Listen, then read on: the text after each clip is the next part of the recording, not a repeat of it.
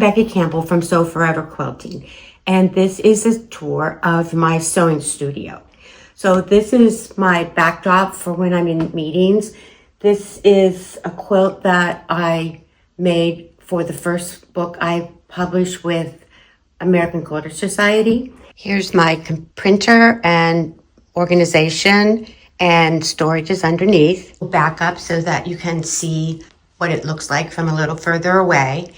And then the thing up against the window is for taking photos of projects and products, so I get good light and diffused light. This is a better view of the light box that I use to take photography.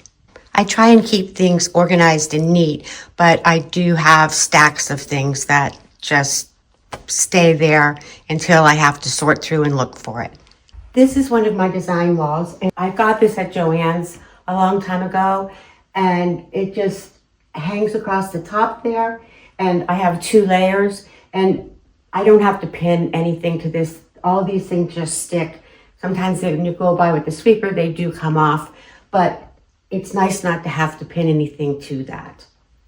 This area is for relaxation, and if you can tell on the back wall, there is another design wall, and that is the Felt-Right squares that stick to the wall. When you put something up there, you do need to pin it because otherwise it'll fall down. You're going to notice a theme as we go through this studio, and I like to have things with skirts on them so it covers up whatever is underneath and you don't see the cords or whatever I'm storing underneath there. So you're going to see that repeated throughout the studio. This is my cutting table, and I saw something on, I think, Instagram, maybe YouTube, and so underneath my mat I put a piece of galvanized steel that I got from the Home Depot, and so what it does is it makes it magnetic, so if I want to lay something out and have it hold, I can do that. And it was like $15, so it was a nice addition to that. And I have a light box here that I like to use to find repeats, and then I have this overhead light, so when I'm filming, these come on too, and you can see what I'm trying to show you.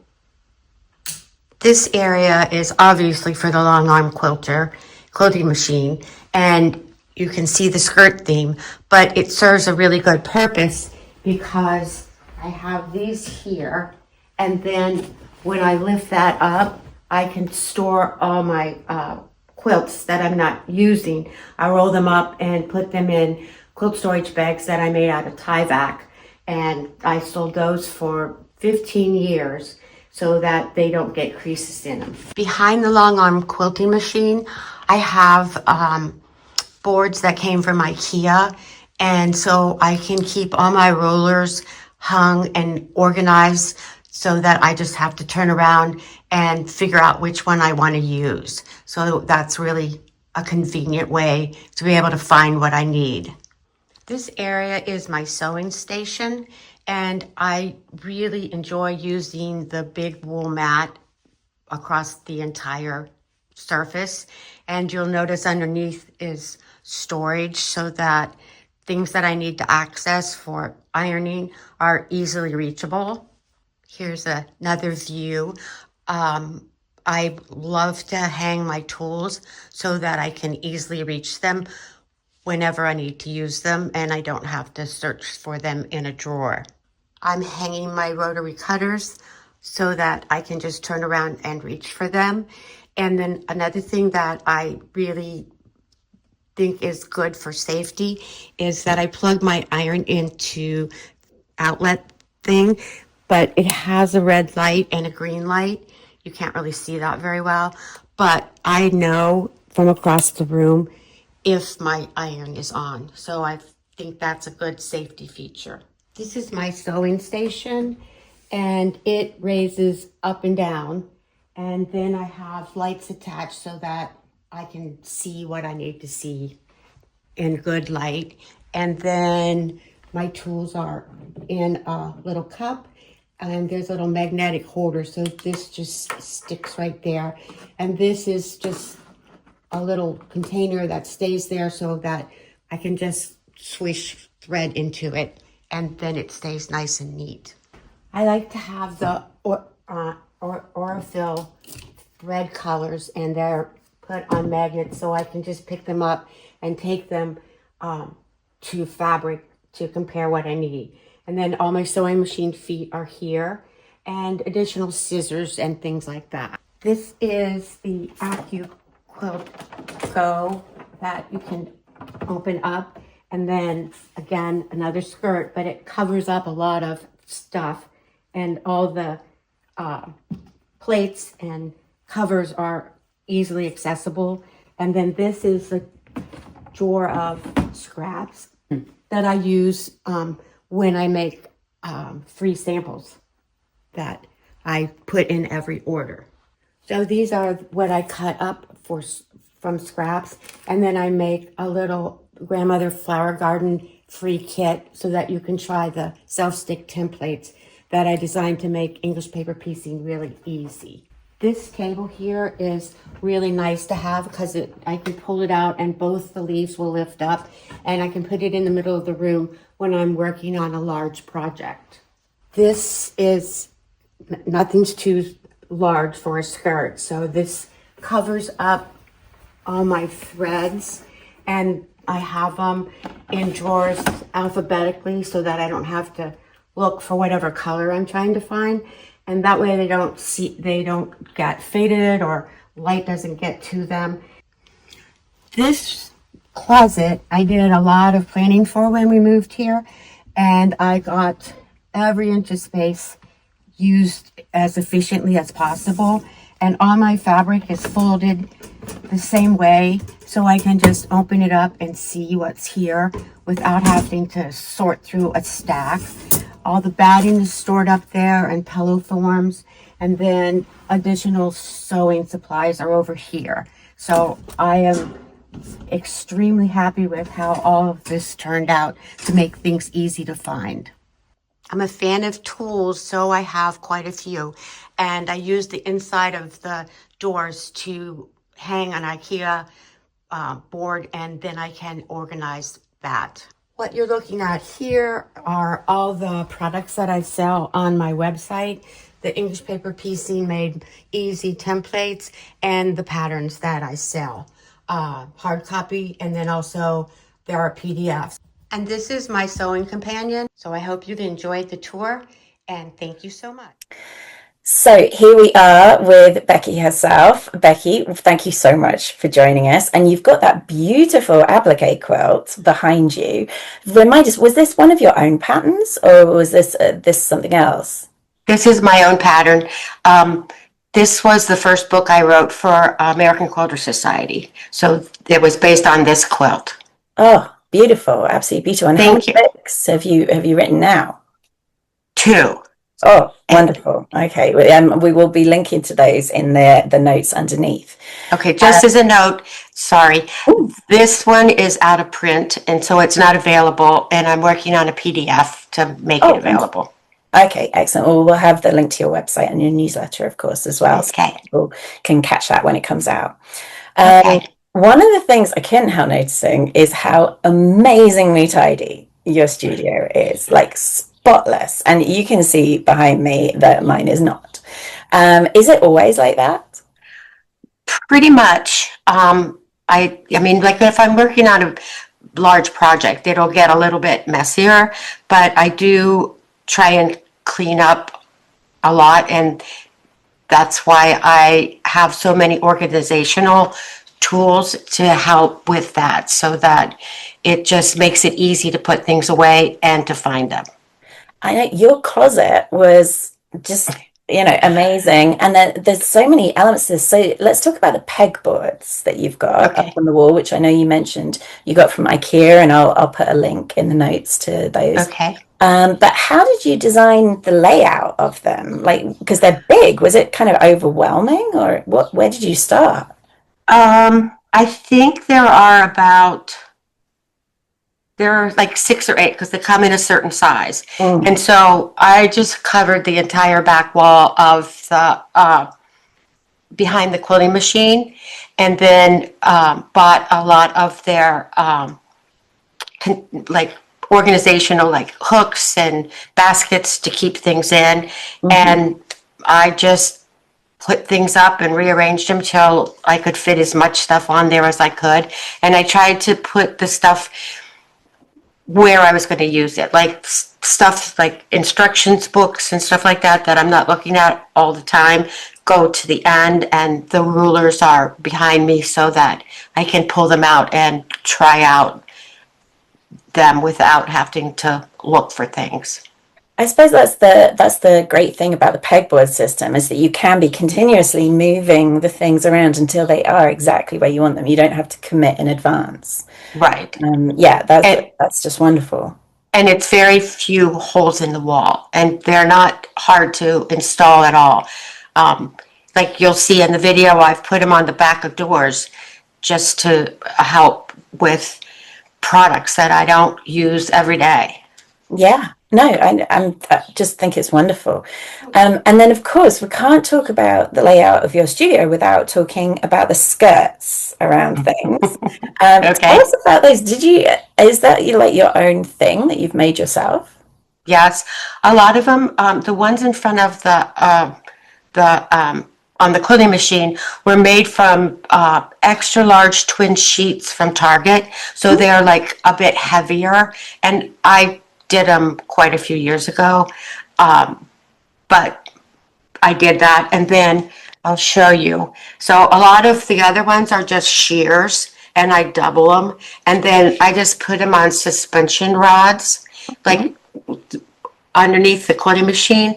There are bars that I can suspend the skirts on, and like around my computer desk where I have like all kinds of wires and everything, I just put the 3M hooks that have a little clip up on them, and then just hang the shears from that.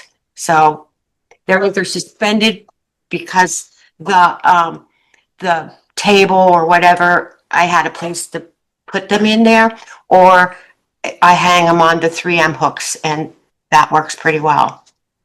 I remember reading, and I don't know if this is completely true, so maybe I shouldn't repeat it, but I remember reading that during the Victorian times, ladies would put the similar kind of thing around tables in case gentlemen were in some way turned on by the legs of the tables, by the legs being exposed. This is the Yeah, time where you didn't show your ankles or anything. right, So you've got the more modern version of that where it's to hide the cables and things. So right. it just looks lovely and adds to the neatness of the overall office. And then, of course, you've made amazing use of magnets all over the place. And Yeah. like you mentioned this big piece of steel that you got from a Home Depot or somewhere like that. Mhm. How does one go about buying a big piece of steel? Is it just come in the right size or what? Yes. Let's see. I ordered it from Home Depot, and I saw this on Instagram, and I wish I would have like got her name, but I was like, oh my God, I love that idea. And I just went on, and I have a cutting mat that's like, I think it's 24 by 36. Mhm. And conveniently I could order something that was very close to that. And I ordered it, and it came that day or the next day. They delivered it. And when you get it out of the box, you have to be careful because the edges are sharp. And Mm. so on the Instagram video, or maybe it was a YouTube video, one of them, she said, tape the edges so that you don't cut yourself. And so I just used duct tape, put it around the edges, and slid it underneath my mat, and it works really well. Amazing. Yeah, Yeah. that's absolutely amazing. And I Yeah. had some of I don't know if they're so tight or if they came with the Caterpillar cutting mat thing. And then I also had a magnetic cutting mat previously that was very expensive. And it just got worn, so I wanted a nice white one. And I sacrificed the magnetic of it until I found the sheet up. And the sheet was like, it was like $15 delivered. So That's amazing. it was an easy fix. Yeah, I'm just thinking there's a Home Depot not far from here. And then you've also, of course, got your Aurifil cards on the wall, Hmm. magnets as well. Were those like self-stick or something, or how does that work? Well, you get them in that card. They're all Mm. together. And Yeah, it kind so, of folds out, right? exactly. And I saw somebody who had cut them apart, which is kind of scary because there's not much space in between to cut them apart. And Mm. then I bought the magnetic like thing behind it at IKEA because they have them there.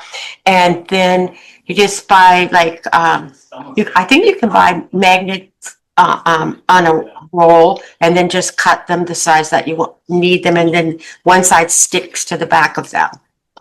And It's just so clever. I love it because years ago I cut up my Kona color card, my swatch, mhm, and put Velcro on the back and created a whole thing. And it was part of a color applying course. But I kind of maybe thinking now maybe I should replace them with magnets because that would be a whole nother way of doing it. And to have them up on the wall is so pretty as well. So right. well, I just love everything that you've done. I'm just checking through my notes to make sure we don't miss anything. Oh, English paper piecing. You've got these wonderful machines. Like you're doing your English paper piecing, which I always do by hand, so a lot of hand work. And I'm guessing that's kind of in your relaxation area. You might do that, or do you do your English paper piecing on machine? Both, because Mm.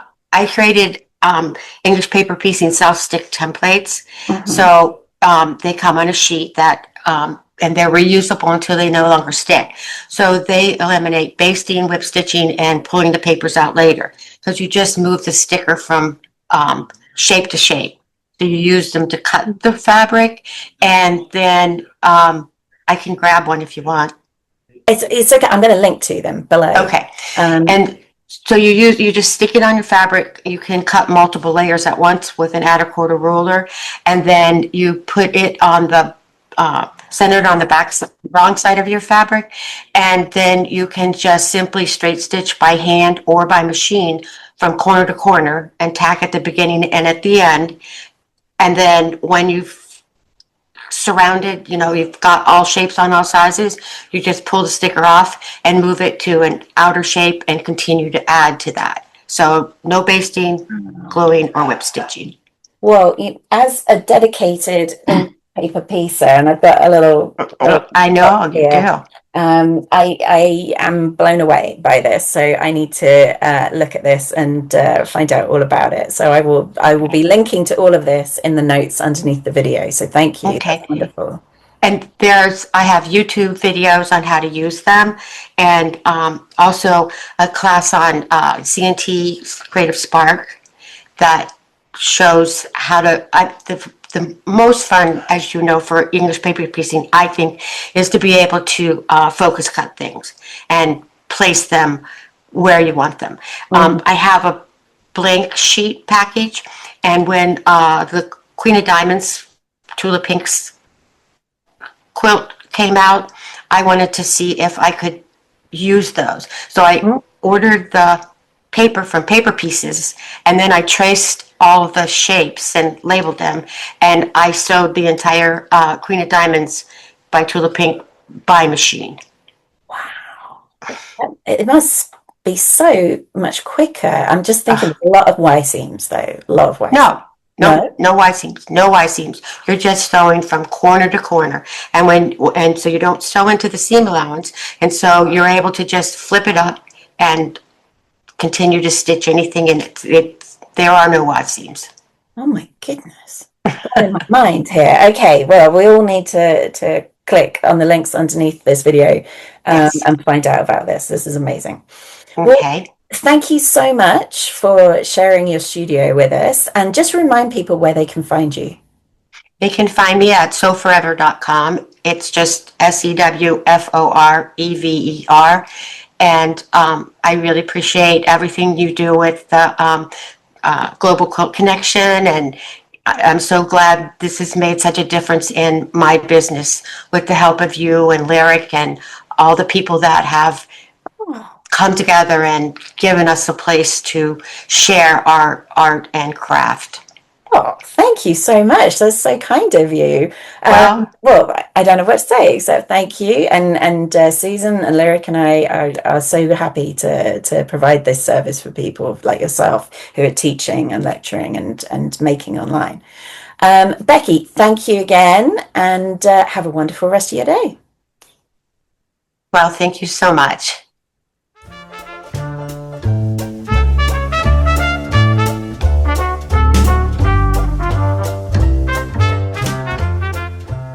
Hello, Theresa the AI Quilter here, and thank you so much for joining me for this studio tour. So like a lot of quilters, my studio takes up a few different places in my home, and I'm excited to show you everything. So let's follow along. First up is my office. This is where I do a lot of my work, both as a quilter, the AI quilter, and as a business and strategy consultant, which is what I do when I'm not quilting. So let's take a look at what we have. So you can see Audrey and Diana behind me. These are two of my favorite quilts, and they're two of the first quilts that I made using artificial intelligence. Then we've got, let's see if we can get a good picture of that. Then we've got my printer behind me, and that printer is a large format printer that I use as part of my patterns. So I use it not only for patterns, but also for the quilts that I create, where I am creating a whole scene of some kind, and I want a guideline as I work. You can see one of my quilts is getting ready to go off to a quilter to be quilted. And right here is, let's see, one of my favorite quilts. This was actually part of a mini quilt exchange with the Modern Quilt Guild as part of QuiltCon. Then we have on the other side my computer, which is where a lot of the magic happens. But when your guild has me for a Zoom presentation, this is the view you see. These are some of my quilts. This was an Alex Anderson project, and it won 3rd place in my guild. It's a self-portrait. This was inspired by Dresden Neighborhood by Kim Pachek, and it was right as I was getting into Stranger Things. So this is actually the town of Hawkins. And this is the Harrington's pool, which Deb unfortunately fell through to the upside down. And this is Deb right here, justice for Deb. And you can kind of see, but I've quilted Stranger Things across this. Then here are some of my other projects that I've really enjoyed doing. And this was made as part of a Women's History Month challenge with my guild. And I am so proud of how that turned out. Where I do a lot of my quilting is actually down in the basement, which I share my creative space with my better half. He is a Lego aficionado, and he has an amazing Lego business online. And so this is his work area, and then I will show you a little bit about my area. Here is the beginning of where the AI quilter begins and the Lego space ends. And I'm so delighted with how it's shaping up. Let me turn on the light. Over here, I've got my fabric, and this is all sorted by color number. So I have a system that I use for my fabric that involves Joan Wolfram's 3-in-1 color tool. And I actually teach anxiety-free color theory, where we learn how to use that tool in our creative practice. You can also see some of my fun quilts around. This is all of my batiks. I also keep my lightest and darkest fabrics separate from the other fabrics. And if you've taken one of my color classes, you know why I do that. I also segregate my solids, so they are separate as well. And this is my color sorting bin, which it's all sorted thanks to the help of my wonderful niece, who's been helping me out in the studio the last few days. And then here is Wifey and Mrs. Banks hanging out. I'm in the middle of creating a larger version of Mrs. Banks to celebrate America's 250th. And so she's right here. Then we've got my Bernina 720, which I absolutely love. I got it at a quilt show a few years ago, and it has been wonderful. And you can see one of the projects that my niece and I are working on, which is to use my pattern Pucker Up in a quilt of many colors. So we're working on that together. Then here is what I print out on my large format printer. And so you can see this was the template for the work that I did with Mrs. Banks. Then I have got my Bernina Q20 right here, which is just amazing and such a gift to have in my quilt studio. And I look forward to someday being able to put it onto a frame and automating it. Here is where my niece has been working, and you can see I've got a Caterpillar light box under here. And what's amazing about this light box is it's actually battery powered. So when we want to work in the Three Seasons room or somewhere else, it's super easy. We can just unplug it and it's still just as bright and beautiful. So in addition to having my office as a place where I create, and the sewing room is a place to put those ideas into fabric, we also have an amazing outdoor space, which has just been a tremendous gift.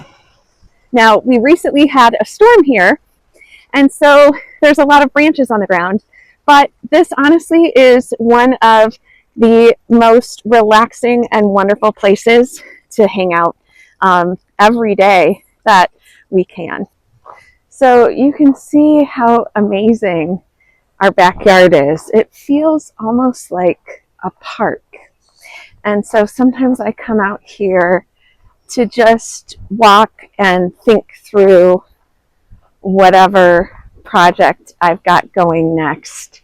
And inevitably, I find inspiration. So I'm so glad you had the opportunity to see my studio, see a little bit more about where I create. And I look forward to teaching you about how technology and tradition can coexist and help you create something beautiful in your creative practice. See you soon.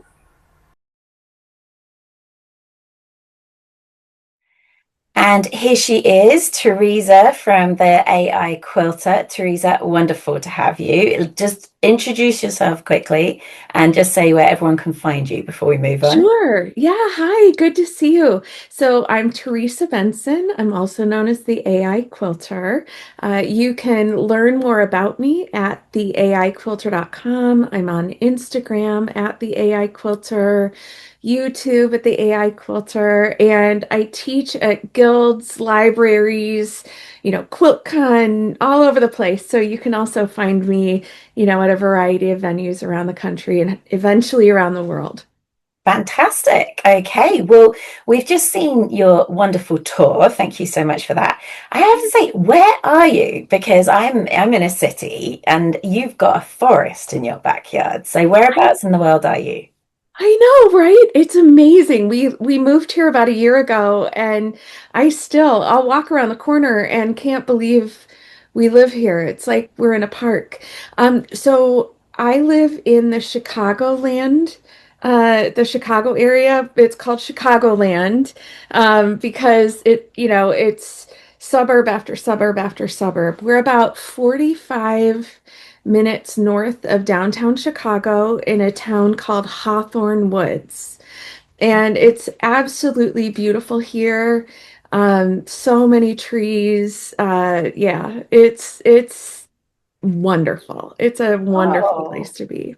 Beautiful. Well, thank you so much for sharing it with us. Yeah. And that beautiful pond, it did just look so tranquil and lovely. Yes. So that was amazing. And then, of course, you also shared with us that you've got the different spaces within your house. So when you find yourself with half an hour, like, how do you decide where to go? Yeah, so a lot of it is time related. So as an example, this morning, I got up because I was thinking about some different things, and there are a bunch of quilt shows that have their deadlines on June 30th. So I've got some quilts I've got to finish. And so I had a decent amount of time before Joel was going to be up and before I needed to start my workday. So I came down here and did some foundation paper piecing, because I had an hour to spare and I figured I could get through what I wanted to get through.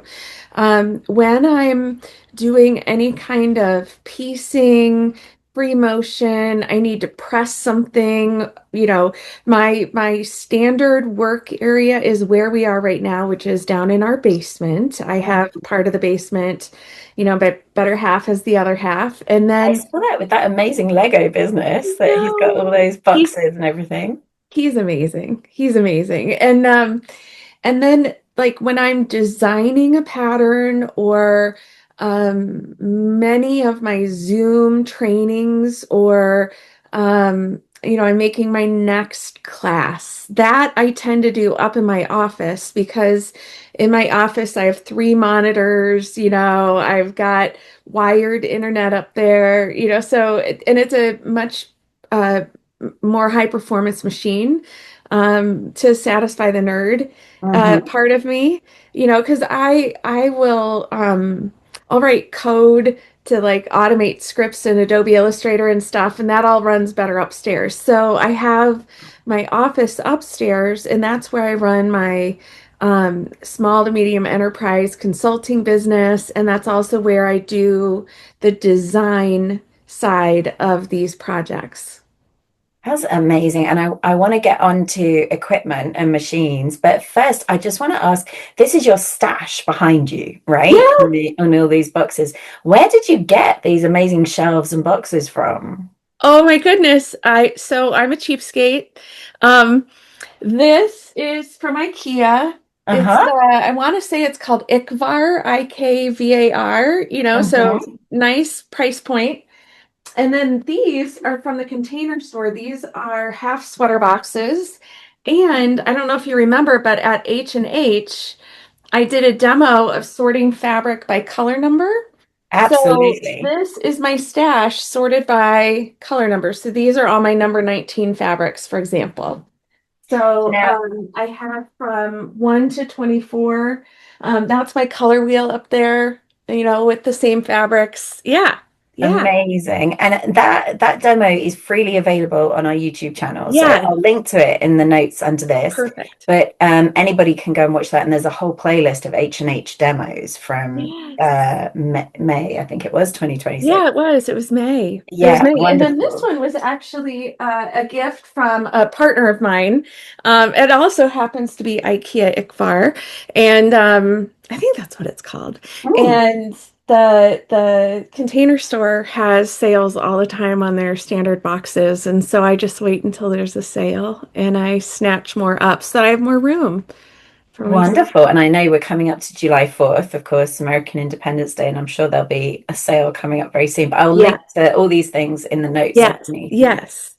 So let's talk about equipment and go back to that because we've seen all sorts of things in your space. You've got Mhm. the Caterpillar Glow, which is Uh-huh. the glowing light box, Mm-hmm. The light which board, was yeah. which I loved to learn was battery powered as well. So it was highly portable and you can take it Yes, around the place. it is Um, magic, Bee. and then you It is so magic. I know there was someone else who was using one at the H&H demos. I'm trying to remember who it was now, but yeah, and she was just carrying it around with her under her arm in this Yes. big show floor. So Yes, yeah, I will so take it portable. upstairs. I'll take it upstairs into our 3 season room. And, I just leave the plug down here and it allows me to take my art anywhere. And then they have this tempered glass mat. Oh, I'm working on a little amazing. dog right at the moment. You can see sort of its face starting to show. I But can. Is the fabric just sticking to it? it Like, is. Yeah, the fabric is sticking to the glass. that's Um, amazing. Isn't it? So that is the Warm Company and Light Steam 2. It is an adhesive, there's an adhesive property to the product so that you can set it and not worry about it. It works like a sticker. Mm-hmm. Yeah. And then when you apply heat, it will adhere the fabric to each other. But then if you have a surface like this, once the glass cools down, I can peel it off. In fact, I was joking with the Caterpillar people yesterday. This is actually one of my favorite quilting tools because this is how Spatula. I get my art up off of. Oh, So, so you can actually iron. You iron on the glass surface. yes. So this thing is tempered, which Oh, means it's heat tolerant. It yeah. isn't, advisable to, set an iron on the glass and leave it there, but think of it like, Pyrex or a casserole in terms of it can tolerate some heat. So, whereas before I would use a silicone mat and I would do my design and everything, then I'd pick up the whole mat, take it over the iron. Well, now I just use my Aliso right here and I can, make all of the pieces stick to each other and then I can just keep going. It's great. Amazing, amazing. And then I know that the machines that you were using, the sewing machines, were Bernina, and you've Yes. got two, is that right? You've got I your, do. what's it called? It's not a long arm, and it's not, It's a sit down long oh, arm. it's a sit So down, right? yeah, it's a sit down long arm. It's called a Bernina Q20. The 20 stands for 20 inch. So Mm-hmm. it's got a 20-inch throat. And I can free motion quilt on that all day long and twice on Tuesday. I love it. It has stitch regulator built in. They're built in underneath.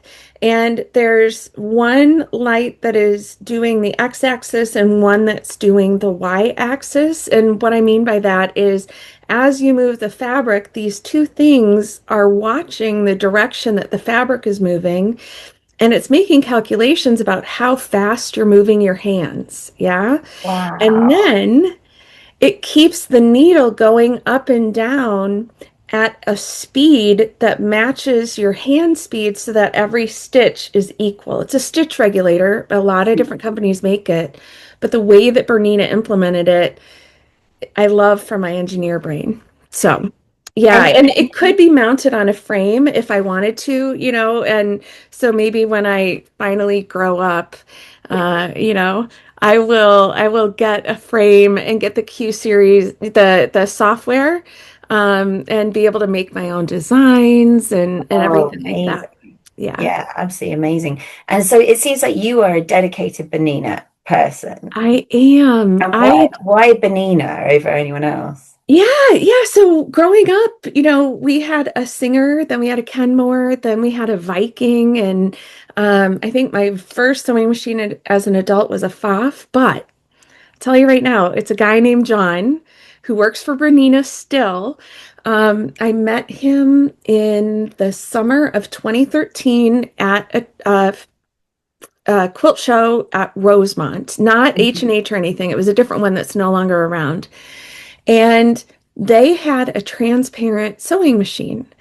And it showed how literally everything inside the machine worked as you did stuff, Yeah. which I have to tell you, like I keep on saying that I have an engineering degree, but I'm not an engineer, but I'm still an engineer. My Hmm. brain just loved it. And so I sat down with him and I just peppered him with questions. I was working the industrial automation space at the time. And so I was familiar with all the different types of things happening, and he just answered every question and he, did not mind my nerdery. I probably came back 3 times to ask more questions about how stuff worked. He just handled me and all of my brainiac nerdiness so lovely that I ended up leaving the show with the machine. Because at the time, my better half, we've been together now for 13 years, he and I had just started dating. This was his first quilt show ever. And I don't know if John paid him 50 cents behind my back, but my boyfriend at the time was you should get that machine. You should get that machine. And so I did, and I got their stitch regulator for a domestic, which is slightly different. It's basically same technology, slightly different. It has mirrors rather than two little camera things. And I I I was in heaven. And every show that I've been to where John has been there, he remembers me.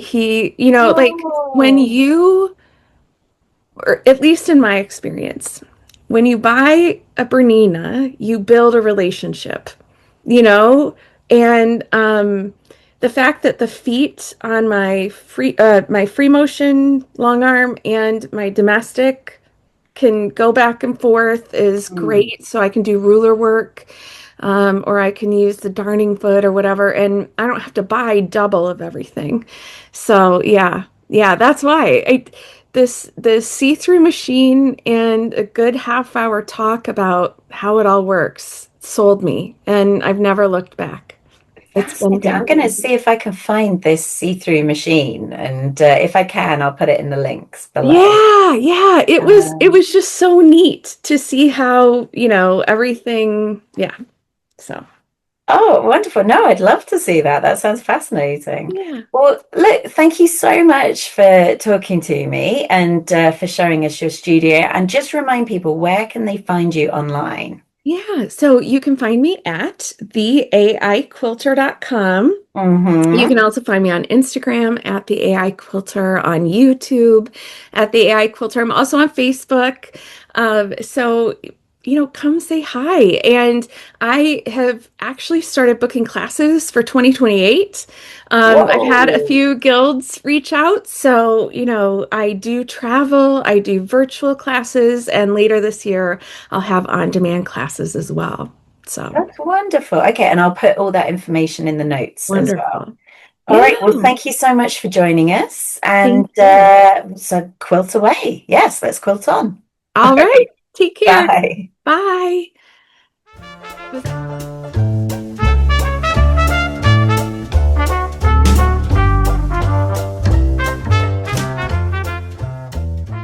Hi, this is Susan Couch, and welcome to my studio tour. Today I'm going to talk to you about two parts of my business. One is working for Global Quilt Connection and creating content, and the other one is making art for exhibition and sale. So this is my studio. Welcome again. This is my design wall. And this little quilt top right here is something that I made in Lyric Kennard's Abstractalicious class. Lyric is the founder of Global Quilt Connection.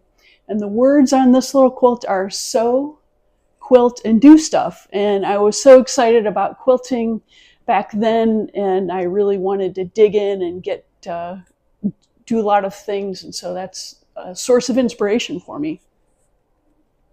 This is my machine that I use for piecing and assembling my quilts. It's a Bernina Activa 220 signed by Mr. Ulchi himself. This is my mother's table or desk that she used when she was a child in her bedroom doing homework. And right now I use this table for organizing my quilt pieces when I'm assembling them. This is my small Oliso iron that I use to iron seams. And this is a little cutter that I use when I'm doing chain piecing. This is a chair that goes with my mother's desk. This is a cart that I use for storage. On the bottom is printable fabric that I print on my home printer, and I then assemble into quilt tops that are my art quilts. In the middle is a space for projects that are in progress. And the top is something that I use for storing patterns and for storing books. This is my work surface, both this piece of furniture and this is my cutting table. This is a quilt that I made for exhibit in 2025. It's called The Knitted Reef. And my goal for 2025 for my art was to combine knitting with quilting. And there are several creatures on this quilt. Some of them are knitted from patterns from other artists, and some of them are designed and knitted by me. And it's an aquatic scene with several fish, starfish, an anemone, clownfish, and I designed and knit this jellyfish.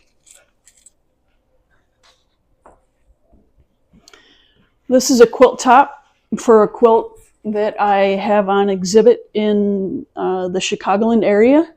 It's being exhibited all around Illinois and Wisconsin. And I make a digital composite and I print it onto printable paper and I sandwich the quilt top into a quilt and then I embellish. And that's generally how I make my artwork these days. So this is a storage furniture for me. And in the top, I have room for all kinds of notions and some accessories for my machines, a little bit of sewing thread, some pattern weights, my needle collection for hand embroidery and for machine work. In this drawer, I have room for rulers for quilting and rulers for cutting and measuring. In this drawer, I have lots and lots of machine embroidery thread. I've got a machine downstairs that I use to embroider. I do things for Global Quilt Connection and for making art on that machine. Down here, I have several quilt tops that I've printed, my Inktense pencils, a nice pair of scissors. And these 4 drawers down here have accessories for my machines, patterns, notions, and sewing supplies for apparel sewing. This is my cutting table, and I have a drawer for scissors and pins and markers and various other things, a tiny ruler. And over here, I have bobbins for my quilting machine, tape, a hot hammer, markers. Here on my cutting table, I have a fish. This is a woolly petals pattern, and this fish is partially made. It needs to be stuffed and finished sewing. I'm getting together with some artists in my guild to make all of these fish, these 3D sardines, and we're going to exhibit them at the Chicago Botanic Garden in the fall. So this is the partially sewn fish. This is the stuffing that I'm going to use to stuff the fish. And here is a bag with the pattern and more fabric that I used to cut out to make more fish. So that's really going to be fun. I'm looking forward to that. And down here in this part of the room where you can't see, I have some cabinets for storage of muslin and embroidery supplies. I have some containers here for fabric scraps and remnants from quilts. And my iron and my ironing board are down here. And this is Loretta. This is my quilting machine where I do most of the embellishment for my quilts. I do machine embellishment, and I also do some embellishment by hand. I've got a high table here, or a high, sort of a high stool here that I sit on when I'm using my quilting machine. And since I'm short, I have to have little containers to put my feet on. Over here, so come this way. When I'm using my quilting machine and I'm making a bigger piece, I have this cart here that I put on the other side of the table. And the cart is about the same height as my table, so it really works to help me support a bigger piece when I'm working on it. And over here are 2 IKEA sawhorses and a table. And when I'm working on a big piece, I put this cart on one side of the table, and then I put this table on the other side of the table, and it really works well. So this area here might look familiar to you because this is where I film my courses for the Global Quilt Connection. So I swing this tabletop over and I use this blue wall as a background. And these sawhorses are also height adjustable, so I can make myself comfortable. And I use the table for holding and displaying equipment that I talk about during my courses. This is some of my equipment here. All right, let's look at one or two more things, and I'm going to bring you around this way. Okay, good. This is my art wall in progress. I use these pieces. They're from Studio Art Quilt Associates auctions. Our other artists do mini quilts, and I like to hang them here and use them for inspiration. As I'm on my way up the stairs into my studio, I like to look at these quilts. And I'm an engineer. Once an engineer, always an engineer. So safety is important to engineers. So I have a fire extinguisher. If anything spontaneously combusts in my studio, I'm ready for it.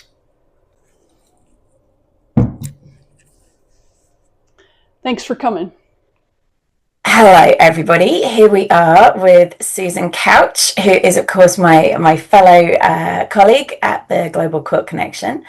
Susan, wonderful to have you with us. Just to start us off, remind people where they can find you online.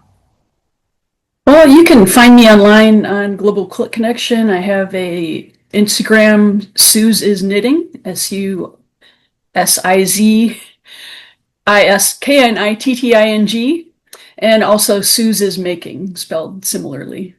Wonderful, and we will link to those in the notes that go along with this video. So thank you so much for sharing your studio with us, which was absolutely wonderful. I have questions, of course I do. First of all, kick us off with what made you decide to go with Bernina, because you've got the Bernina Activa 220, and then you've also got your, was it a serger that you've got as well that was another Bernina? A quilting machine, the Q20. Oh, wow, the Q20. So are you a Bernina person through and through? Have you always been? Tell us about that. Yes. So when I started sewing seriously again, I went to a local retail store and I was introduced to Bernina. And as I got to know the brand, I started to really like it because their education is very good. It's very detailed. And I worked in retail for a little while, and I work with different brands of machines, and I gravitated towards Bernina. I sort of specialized in that. I ran their educational program at the store, and they just have very good education for the consumer, very good education for the retailer. It's easy to sell their machines and their accessories, because their accessories are all numbered. So they're all on a wall. If you need something, you can just go to the wall and find it right away. Whereas some of the other brands, people would come in looking for a foot, and it would be foot number K, and I'd be looking at the wall of, feet and accessories, not knowing where to find the thing, because things were, and different feet went with different machines. And it was just easier to sell, easier to use, and high quality. And I value education very much, and that's as your work with Global Quilt Connection goes to show. Absolutely. Yes. And then you had it seemed like you had an interesting table around the 220 as well. Was that a Bernina piece of furniture? No, I think that's an Aero table, and it's got a really nice insert. It's small, it has wheels on it, so if I really wanted to take it somewhere, I could. It would be heavy. And it looked like it had a kind of shelf at the back where you could put different things while you were sewing. No, it's all on one level. Oh, it's all on one level. Okay, that's my bad. Yeah. So you've showed us some of your beautiful quilts, and you combine the knitting and the quilting, and they were so fun. But one of the things that really interested me was the printable fabric. And this is just something you print on a home printer, right? You don't need any special equipment. Yes, I've got an inkjet printer. It's a Epson SC900, and it has just the regular inkjet cartridges. It's 17 inches wide. You can get one for 19 inches wide, but I really wanted something more economical. And I get the paper from a company. I order from them directly, and it comes on rolls, and they'll cut it to a 17-inch width roll for me. Wow. And so I use Adobe Photoshop and Adobe Firefly to do my composites. And I also have a background in amateur photography, so I've got quite a library of photographs that I draw from when I make my digital composites. Amazing. And then I make them into a composite. If I need to generate something, I use Adobe Firefly, and I use Adobe Firefly because all of the images used to train Adobe Firefly are purchased from artists. So it didn't scrape the internet and take things that were in the public domain. It paid each artist for each image. Oh, that's wonderful. Okay, and we'll link to the people who supply all these things in the notes below. A couple of other things I want to touch on. You've got this great design wall, which is pretty large. And did you make that yourself, or was it bought, or how does that work? I just tacked some soft and stable up on the wall. Yeah, and that's perfect, right? Yeah, it's kind of sticky, not as sticky maybe as a cotton batting, but I'll put T-pins into it if I need to keep things in the same place. Yeah, and we've seen so many different solutions from different people. I think it's fascinating how ingenious everybody is and using their creativity. But yeah, that's a great solution. And then lastly, you had something that I have not seen in anyone else's studio, which is a fire extinguisher. Tell us about that. So my previous career was in engineering, and I spent some time in industrial complexes, and we had a lot of training and I was very grateful to have that training every year to remind me. So I think about, when I'm in my studio, I think about things like trip hazards. You know, if something catches on fire, the fire extinguisher is right there. I use Kai rotary cutters because they self-close. If I put the Kai cutter down on my table, it's closed. Whereas another one, some of the other cutters, you have to push a lever and it extends the blade out so that you can use it. And if you put your cutter down, because I get into the flow of things, if I put my cutter down, I could go back and cut myself. Absolutely. Yeah. Too easy to do. I also have a plastic box where I put my used needles. It's like a little, I don't know how, I'm sure I got it on Amazon, but it's a plastic box with a lid it's a plastic box with a lid that's about a little bit longer than a needle. And I have all these old sewing machine needles in there. Oh. And when I find that I don't want to use the needle, I put it there right away. And I also have these pin cushions that I got for Christmas one year that are magnetic. So all my needles are stuck on there. So they're not, if I switch between one needle to another, from metallic thread to cotton thread, or a bigger, thicker thread, and I have a bigger eye needle, I have needles stored on those. That's wonderful. Magnetic. Yes. Because I'm sure I'm not the only person who has trodden on a needle and kind of regretted it afterwards. It's so interesting. That's something that I guess I've given very little thought to. And just hearing you say that, I've had any number of cables that were kind of stretched at trip height because the cable wasn't quite long enough or something in the past, especially when I'm recording a video behind me. So, that's an excellent tip, and we will link to all these products below. But certainly having a fire extinguisher, it kind of surprised me that there's nothing in my apartment that would put out a fire. And of course, you've got smoke detectors, come standard in most homes now. But it's all very well to know that there's a fire. But by the time the fire brigade arrives, or the fire service, then your stash has already gone up in smoke. So you have to grab the cat or dog and go. Oh, absolutely. Cats over stash every time. Just. Okay, well, wonderful. Thank you so much for that excellent tip about studio safety, and just throughout the home as well. And thank you so much for sharing your studio with us. Just remind people, where can they find you? Suze's Knitting on Instagram, and Suze's Making also on Instagram. Wonderful. And we'll have those links in the notes below. All right. Susan, thank you very much. Thank you. Thank you for having me.